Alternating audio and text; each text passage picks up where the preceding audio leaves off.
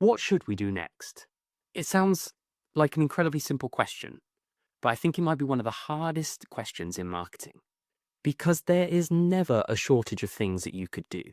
You could go and improve your website, you could start running ads, increase the ad budget, post more on LinkedIn, start a newsletter, fix the SEO, create some videos, even launch a podcast, build a lead magnet, change the offer, improve your email sequences, do some PR.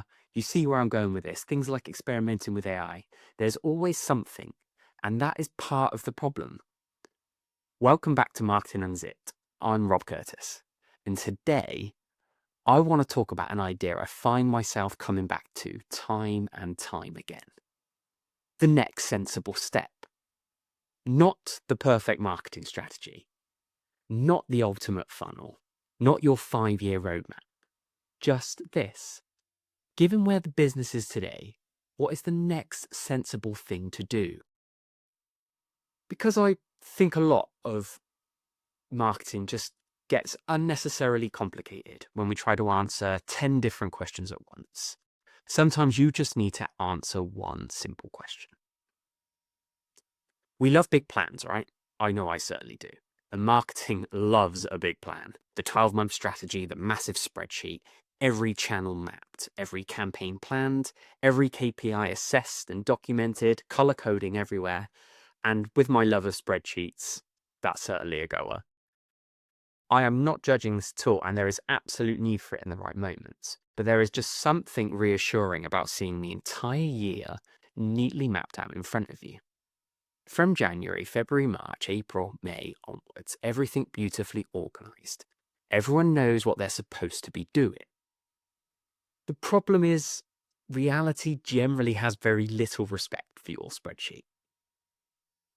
This campaign doesn't perform like you expect. A competitor changes something. Google changes something. I know I've felt enough of that pain over the years. A customer could behave differently. Your sales team tells you the leads just aren't right. The product changes, the market changes, the budget changes. You're always learning something. And suddenly the beautiful plan you made 4 months ago is telling you to do something that no longer makes sense. But because it's on the strategy, we do it anyway, right? And that is where planning can become dangerous. A plan should help you make decisions. It should not stop you making them.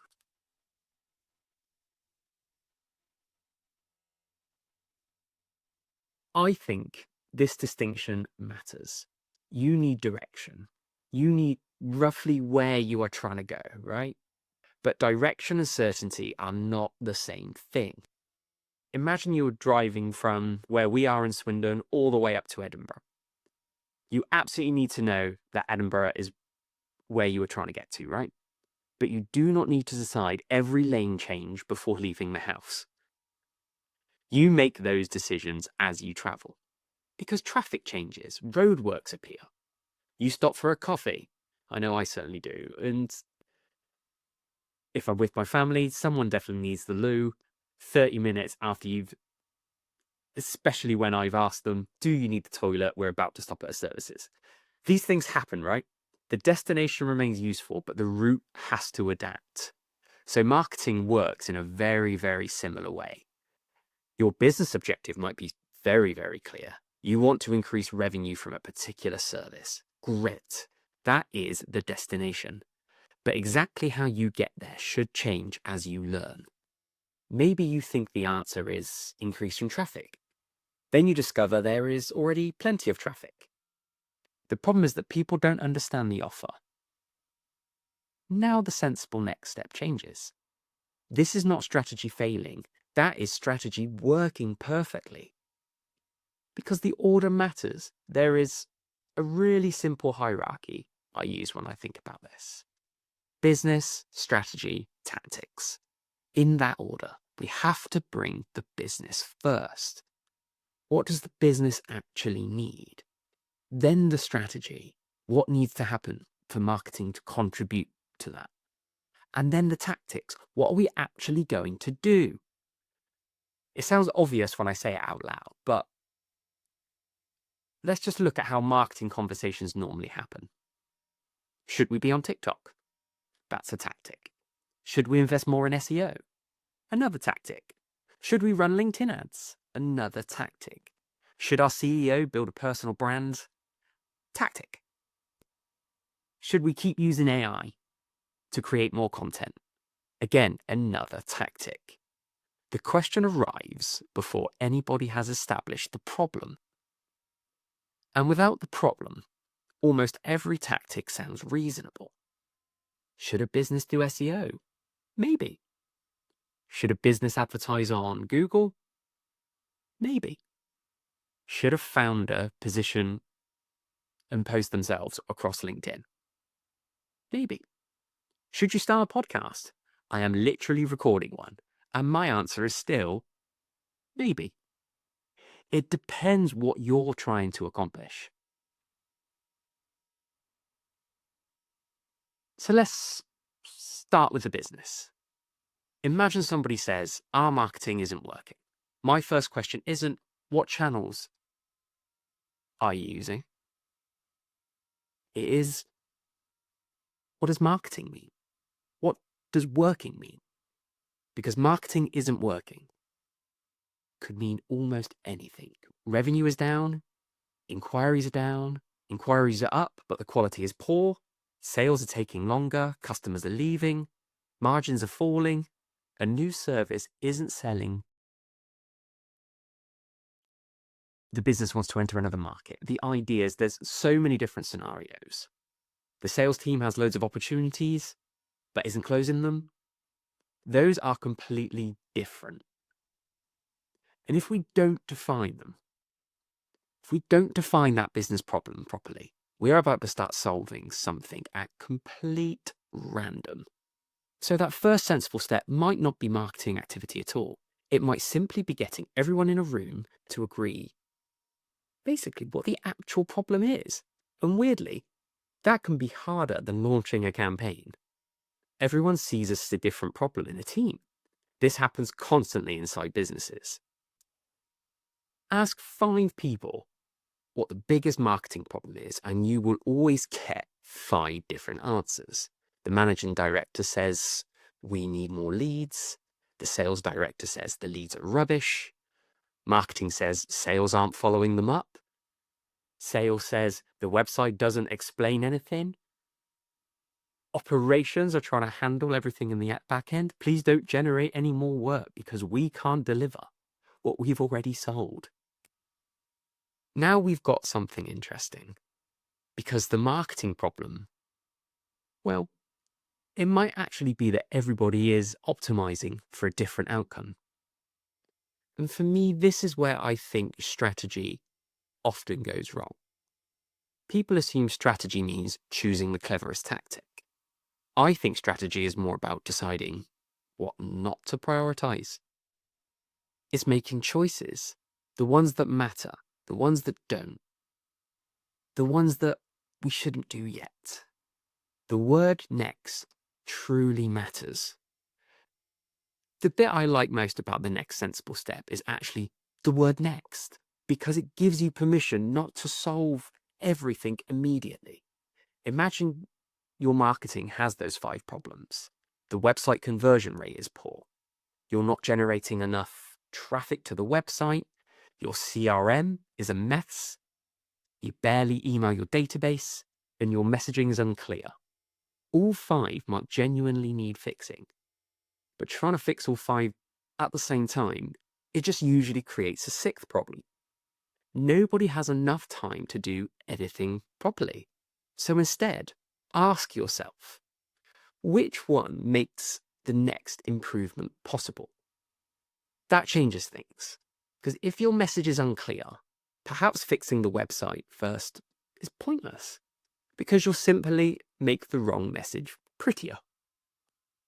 If your website isn't converting, driving more traffic might be premature, because you're sending more people into something that doesn't work. If nobody follows up with those inquiries, spending more on lead generation is probably insane. There is an order, and that order really does matter. I want you to think of the bottlenecks, because the one way I think about it is at any given moment, something is constraining growth more than everything else. Your job is not necessarily to improve all parts of the system. Your job is to find the constraint. Let's take a simple example. A business gets, let's say, 10,000 website leads, 200 inquiries, 100 qualified opportunities, 20 sales. They want more revenue. So where do they invest? You could immediately say, let's increase traffic, but why? Perhaps going from 10,000 to 15,000 visits works. Or perhaps there is a much bigger opportunity between those 100 qualified opportunities and 20 sales. Maybe the issue is sales conversion. Perhaps it's the offer. Perhaps competitors are perceived as safer. Perhaps proposals take 5 days to arrive. Perhaps nobody follows up. The numbers do not automatically give you the answer, but they tell you where to ask better questions. And that is what a strategy should do. It should improve the quality of the questions. Things like, what deserves attention now? This is probably the most underutilized phrase within the whole framework. What deserves our attention now? Because attention is probably one of the most limited resources in a business. Money gets talked about constantly. Time gets talked about constantly. Attention, less so.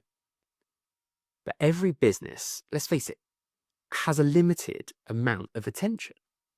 A limited amount of leadership attention, a limited amount of marketing attention, a limited amount of creative attention, a limited amount of technical attention.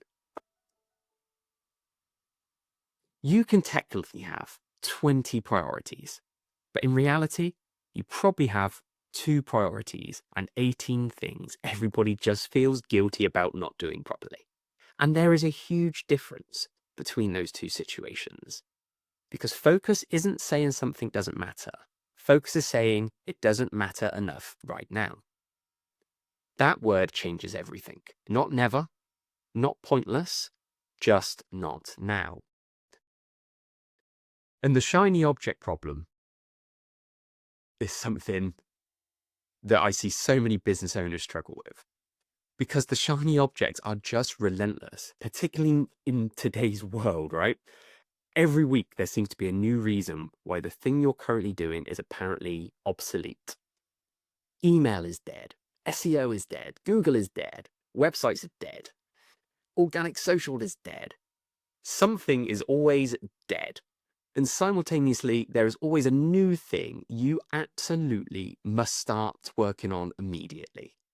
You need AI agents, generative search, a new social platform, a new content format, a new advertising feature, a new automation tool. I know that's my guilty pleasure.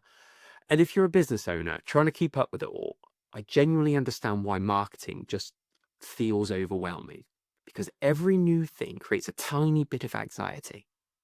What are we missing? What if our competitors start first? What if this is the next massive thing? And sometimes it is worth experimenting.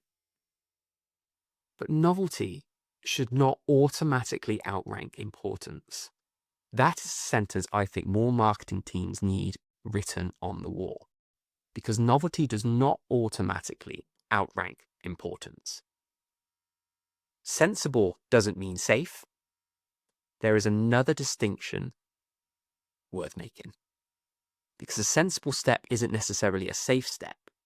Sometimes the sensible thing is actually quite bold. Increasing the budget might be sensible. Launching something completely new might be sensible. Stopping a successful campaign might be sensible if it is attracting the wrong kind of customer. Changing your positioning might just be sensible. Entering a new market might be sensible. As I said, sensible doesn't mean conservative. It means that based on what we currently know, we have a rational reason for taking this action. that rational reason might still contain some uncertainty. In fact, I put my mortgage on the fact it will most likely, certainly contain uncertainty, because there is no marketing when there is no certainty. So what do we know? Before choosing the next step, I like separating into three things. What do we know? What do we think? And what don't we know yet? Those categories are incredibly useful. For example, we know website inquiries have fallen 30%. Good. We think the reason is lower organic traffic. Okay. Do we know that? Maybe not. Perhaps organic traffic is flat and paid traffic has disappeared. Perhaps traffic hasn't changed at all and conversions have dropped. Perhaps the form is broken. It sounds ridiculously simple, but organizations constantly make decisions based on things they think are facts. Someone says in a meeting, our customers don't read email. Do we really know that? Our audience is on LinkedIn. Do we know that?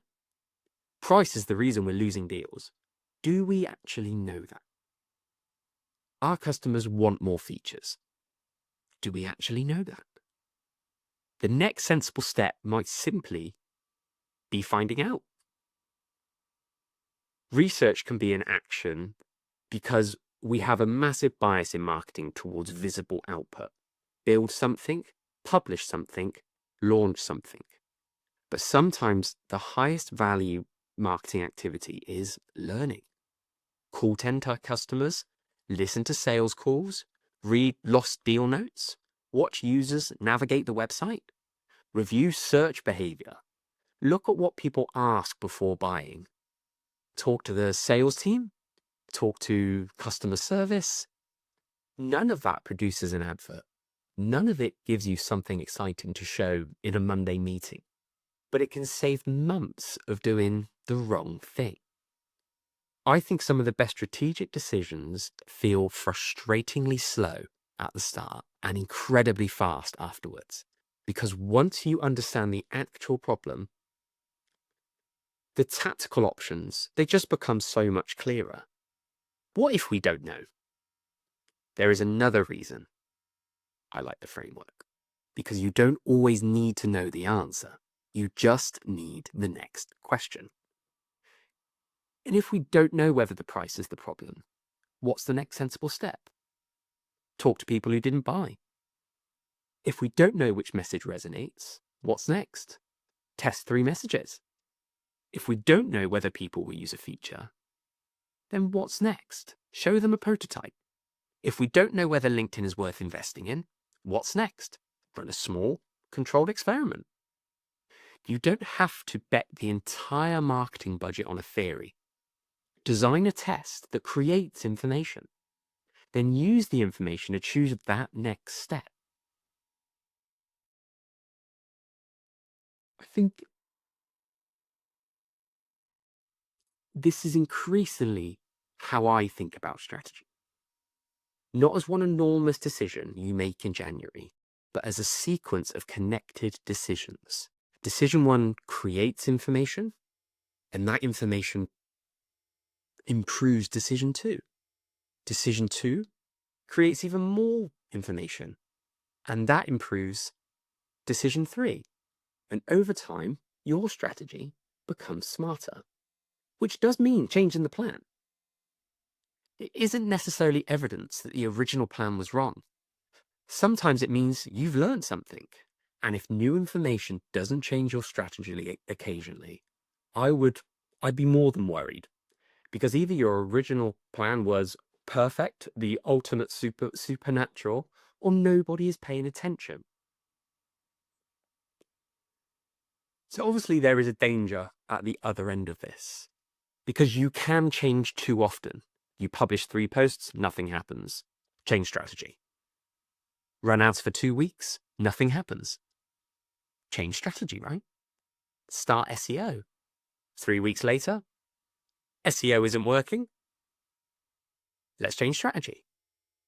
Now, we are not being adaptive. We're just being impatient. That next sensible step isn't permission to constantly abandon things. Sometimes the next sensible step is keep going. And that is so important because consistency can be a strategic decision. If the evidence says the direction still makes sense, but the outcome naturally takes time, do not mistake waiting for failure. This is especially true in things like brand building, SEO, content, and trust building, because not everything delivers immediate feedback. And sometimes the sensible thing is doing the boring thing again and again and again. And this connects to something else I've spent a lot of time thinking about: the messy middle. And that uncomfortable period between starting something and knowing whether it worked. It's where confidence drops. It's where the board starts asking questions. It's where somebody forwards an article about a completely different strategy. It's where a competitor appears to be doing something much more exciting. And suddenly, the plan that everybody agreed on 4, 5, 6 weeks ago just looks less attractive.